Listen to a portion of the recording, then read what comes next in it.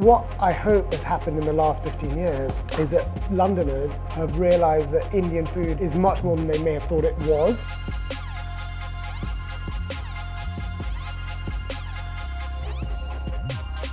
Hi, I'm Katrina and I'm in Shoreditch today to meet Kavi, the co-founder of Dishoom.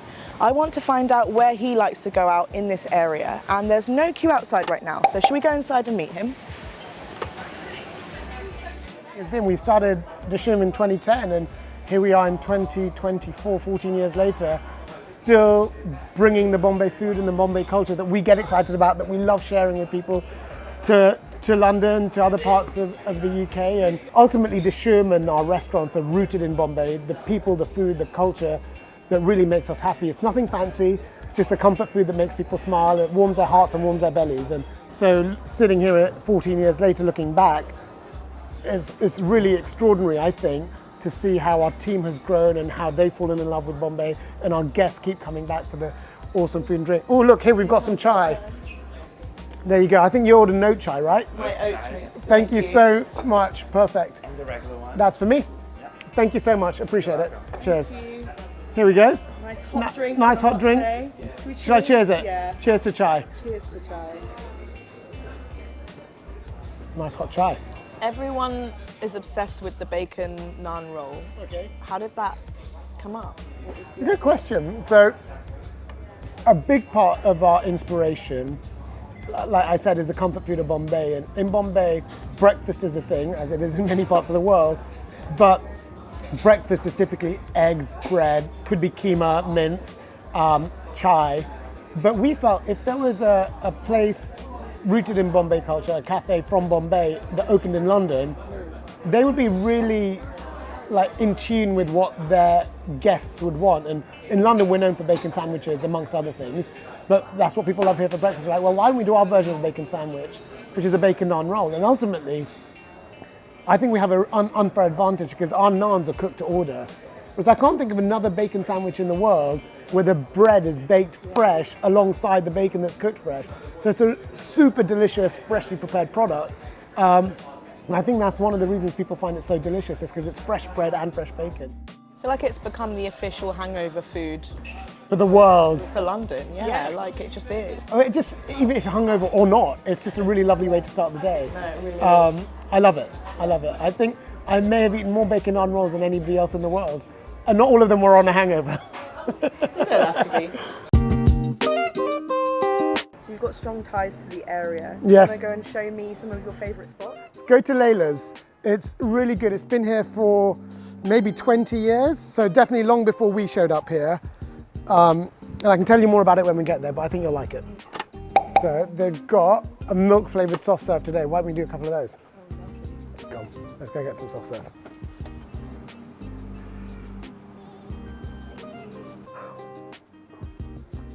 That was quite milky. Yeah. Let's walk. Oh, it's lovely. One thing that we were really pleased with, or really fortunate with, I guess, is that at the time, when you think about 2010 in London, we were only in London at the time, you had curry houses, which are fantastic, and I love curry houses, but people associated that with Indian food, or kind of these higher end, Michelin-starred, chef-led places. And neither of those things, and I love them both, and I love going to curry house and I love going to fancy restaurants, obviously, but neither of those places felt particularly Bombay or particularly Indian. And so what I think we were able to do is capture Indian culture, Indian food, in a way that second, third generation Indians in London could almost take ownership of, and not necessarily be proud of, but could relate to in a way that they hadn't been able to before, certainly for a long time. And so I think what makes me extremely happy is that when you see people from India coming off the plane and coming straight to Dishoom from Bombay, I'm like, hold on a minute, you can get vada pav there, you can get chai there. But I think what they're relating to is the environment, the culture, the way we look after guests, the way we look after each other, and the fact that you get all of this wonderful comfort food in one place, which you don't in Bombay, right? You have to go all over the city to get all of that. So I think for me, that was a moment of reflection that, hold on a minute, we're doing something here that we're extremely proud of, but it looks like other people are proud of it as well. And the other cool thing was that you get non-Indian people bringing Indian people saying, look, I found this thing and it represents Indian culture in a way that I think you're going to love because you're Indian. So we had like sharing both ways between Indian culture and non-Indian cultures. I wanted to ask you about this because there have been some criticisms of Dishoom kind of packaging kind of working class comfort food to a white British audience. I want to ask you, who is your audience and where do you think Dishoom sits culturally in the UK? That's a great question. So I would definitely not agree with people that say we're trying to cater to a certain type of person. I think what we're trying to do is really transport you to a time and place. So we've just been in Shoreditch. We want to take you, the minute you walk into the veranda, to some other place and time for the short time you're eating in our restaurant. And the food, we have fantastic chefs that spend a lot of time in Bombay. We're really proud of the food we serve. We're not trying to dumb it down for anybody. We're not trying to cater it to a certain type of person. So, and I think that goes along with that is that you'll sometimes come into one of our restaurants and you'll find groups of tourists.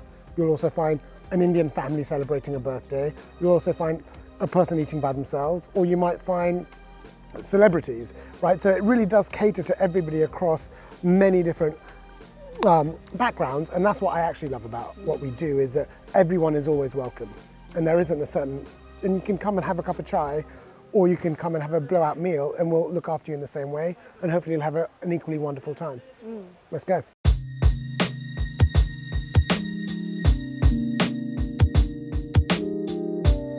Growing up in London, what were your 3 favourite Indian restaurants?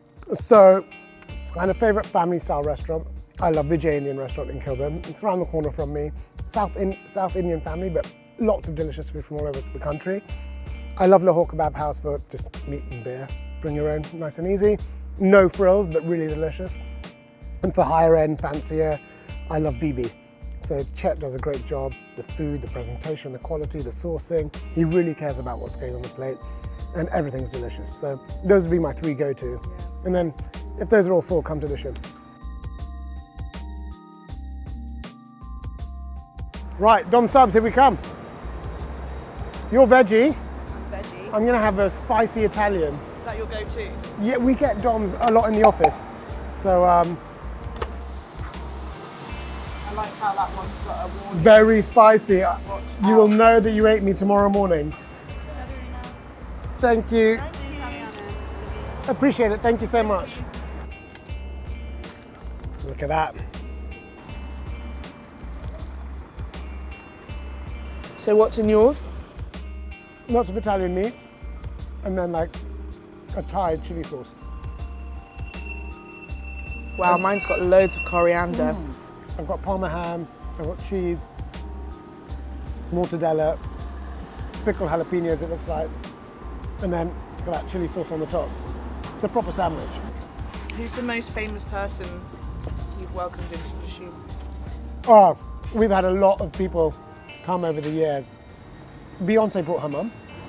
What did she order? I wasn't there. Hopefully everything. We get so many people from all walks of life, honestly. And that's, again, I go back to that, that's what I love about what we do, is that an unnamed, very famous A-list actress showed up at our Shoreditch restaurant once, and there was an hour-and-a-half queue. And our team said, great, it's an hour-and-a-half queue. And she stood at the back of the queue and came in and had her dinner. And I just love that, you know, everyone's treated the same. Yeah. So that was quite cool. That is very nice. It's good to know, it's good to know.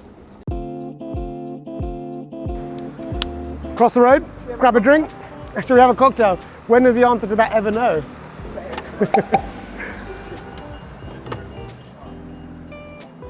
Okay, so we changed the menu recently. Yeah. We work around the process that is quite delicate on flavors. So our drinks are quite low ABV, quite beginning of the week, if I can say it like this, like aperitif style. Yeah.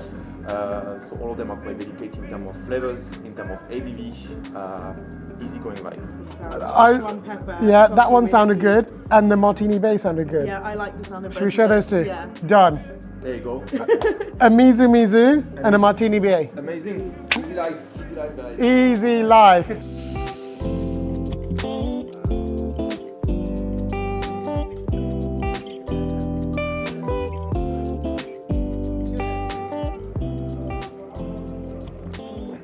give that a go.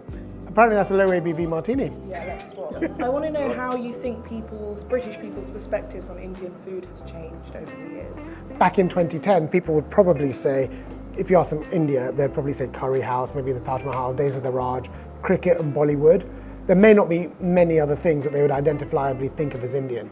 Whereas what I think we've been part of at Dishoom is introducing people in London to a bit more rooted in Indian food. So our breakfast is really, really popular and really busy, and we're serving people keema and a curry, which is a spice scrambled egg, omelettes. Obviously we have a bacon naan roll. And I think all of a sudden people realize, hold on a minute, I can have an Indian breakfast that isn't associated with a curry house or a Michelin star restaurant, and isn't in this kind of stereotypes I might have in my head. And then lunch, people didn't really go to Indian restaurants for lunch, and more people now going to Indian restaurants for lunch. So I think what I hope has happened in the last 15 years is that Londoners have realized that Indian food is much more than they may have thought it was, and it can be different things to different people at different parts of the day. And it doesn't have to be really heavy and then regret it the next day. And it can not be all full of cream either. That's no, such right. a misconception. And it's fresh and vibrant. When you go to Bombay, it's not full of, it's lemon, garlic, ginger, lime, chili. It's all really fresh in your face flavors, not the more regal flavors like cardamom and saffron and cream, and that exists in Indian cuisine, but that's not all Indian cuisine is. So I hope that people are a bit more enjoying of the variety that Indian food can offer.